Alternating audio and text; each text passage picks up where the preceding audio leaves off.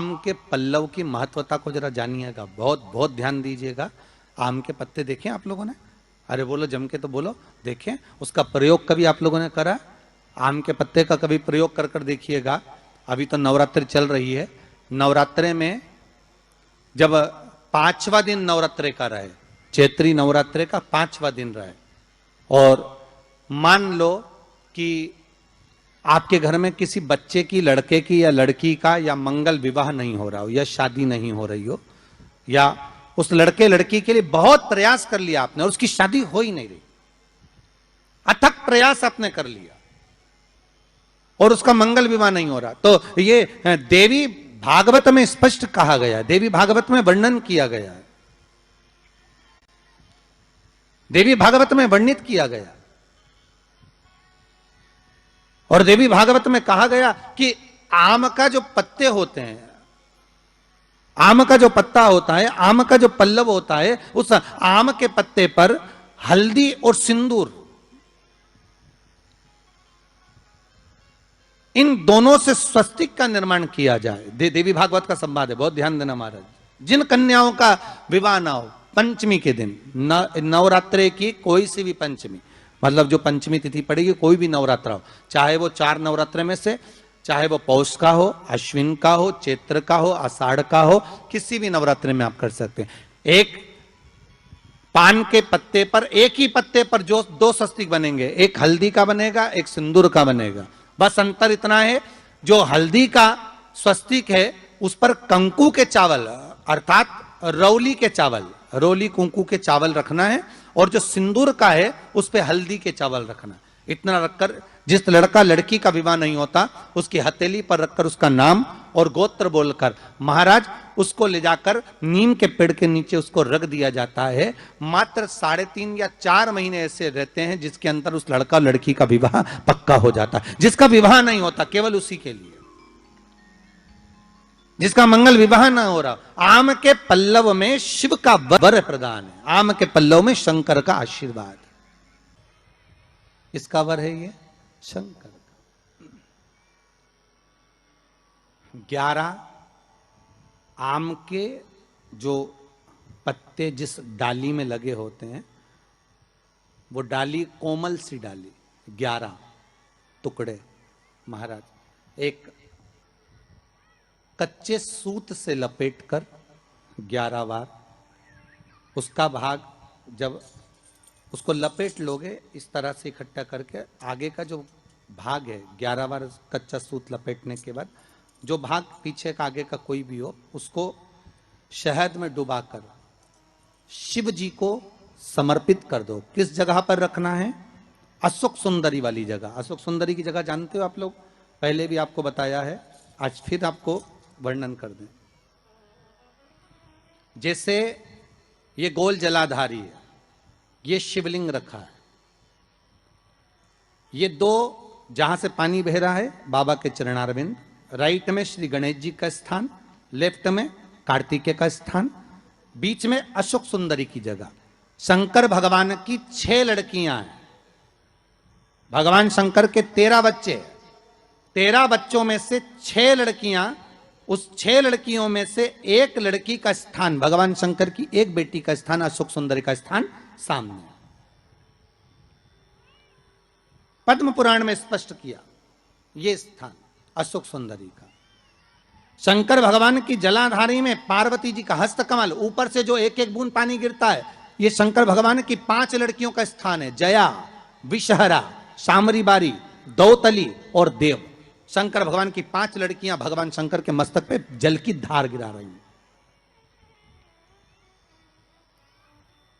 बीच में जो अशोक सुंदरी का स्थान है महाराज, उस जगह पर शहद का मुख, जो शहद आपने भिंगोया है, उस शहद का मुख शंकर जी की ओर कर कर इसी चैत्र के महीने में, इन्हीं नवरात्रि में शंकर भगवान के उस अशोक सुंदरी की जगह पर शहद का भाग शिव जी की ओर रख दें। महाराज अगर घर में संपदा की कमी हो या कोई पैसा खा गया हो, रुपया नहीं दे रहा हो, पैसा अटक गया हो, तो उस शहद को शिव जी की ओर मुख कर कर उस आम के पल्लव की जो डंडी है उसको 11 डंडी को वहां रख दीजिए और उससे अपनी कामना कर कर आ जाइए। हो सके उस शहद में से थोड़ा सा शहद किसी रुमाल पर किसी कपड़े में लगाकर उसको रख लीजिए। जिस व्यक्ति से पैसे लेना है, जिस व्यक्ति से पैसे मांग रहे हो, उससे एक बार जाकर मिल लीजिए, एक बार उसको खबर कर दीजिए। बाबा चाहेगा भोलेनाथ तो नवरात्रि में ही पैसा वापिस आ जाएगा, अगर शिव कृपा कर दे। ये बाबा की करुणा। आम का पल्लव कोई साधारण नहीं जिसको कलश के ऊपर रखा जाता है, शिव की कृपा। जिस आम के पेड़ पर स्वयं कामदेव चढ़कर भगवान शंकर के तीसरे नेत्र द्वारा जलकर भस्म हो जाते हैं, वो आम का पेड़ साधारण नहीं हो सकता।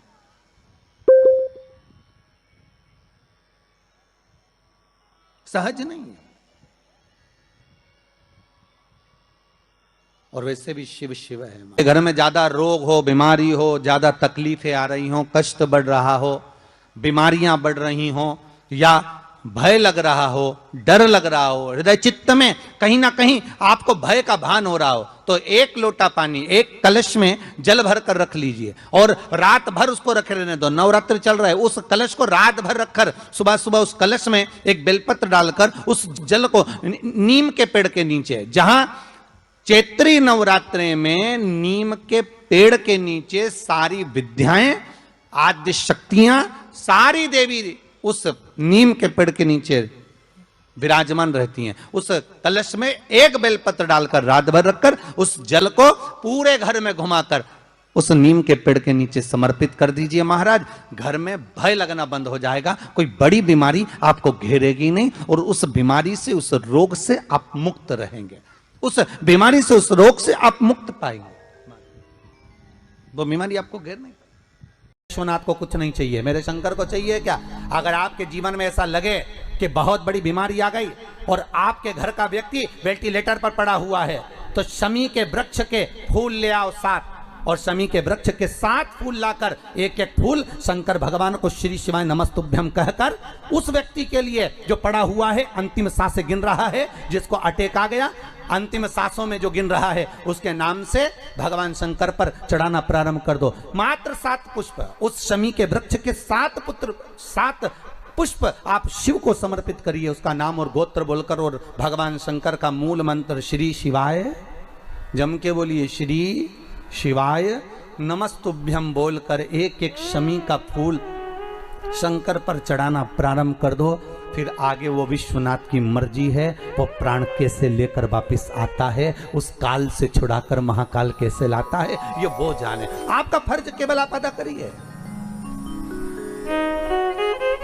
जब अंत में डॉक्टर भी हार जाते हैं, जब अंत में डॉक्टर भी कह देते हैं कि अब हमारे बस का नहीं है, अब तो उस परमात्मा के हाथ में, मतलब डॉक्टर को भी मालूम है कि एक और डॉक्टर बैठा हुआ, एक डॉक्टर और है, वो बस वो थोड़ा सा दूर तो रहता है पर करीब भी बहुत है। कई लोग कहते हैं गुरुजी वो कैलाश पर रहता है बहुत, तो उनको बुलाएंगे तो आएंगे। हमने कहा कैलाश पर तो रहता ही नहीं है, जहाँ भक्त है वहाँ भगवान, वो दूर तो रहता ही नहीं। आप तो बस केवल उसको बुलाने का प्रयास करिए, आप दिल से बस उसको हाजिर, वो दिल से बुलाओ तो उसको। इसलिए देवी भागवत में लिखा है कि नवरात्रि में एक दिन, जैसे प्रतिपदा है, पहला दिन है तो एक कन्या का पूजन करो, द्वितीया है तो 2 कन्या का पूजन करो, तृतीया है तो 3 कन्या का पूजन करो, चतुर्थी है तो 4 कन्या का पूजन करो, पंचमी है 5 कन्या का पूजन करो, छठ है 6 कन्या का पूजन करो, सप्तमी है 7 कन्या का पूजन करो, अष्टमी है 8 कन्या का पूजन करो, नवमी है, जम के बोलो, 9 कन्याओं का पूजन करो।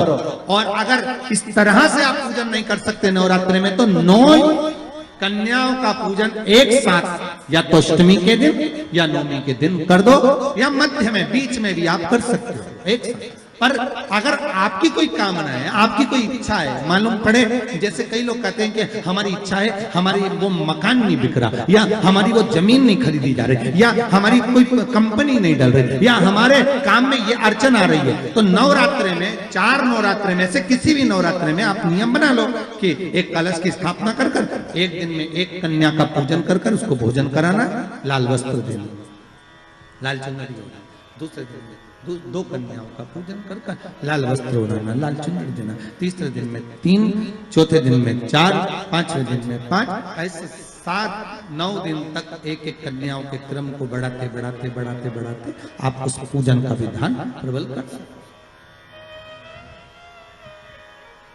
क्या हमें नवरात्रि में अगर मान लो कोई साधना करना हो तो कौन सी साधना करना चाहिए? हम किसकी आराधना करें? हम 9 दिन तक किसकी साधना करें? तो अगर बन सके तो देवी भागवत में सबसे सुंदर साधना यही है कि हम एक दिन में एक कन्या के चरण धोकर पूजन कर कर उस कन्या को भोजन कराकर उसका स्मरण करें। हाँ, ये जरूर है अभी कोरोना महामारी चल रही है तो इस नवरात्रि में भले ना करें, पर आगे की नवरात्रि में जब नवरात्रि अच्छे रहे, कोरोना से मुक्त रहे, तब आप किसी कन्या को एक दिन में 1, 2 दिन में 2, 3 दिन में 3, 4 दिन में 4, 5 दिन में 5, ऐसे नवरात्रि 4 बार जो नवरात्रि आती, किसी भी नवरात्रि में आप स्मरण कर उसका फल मिलेगा।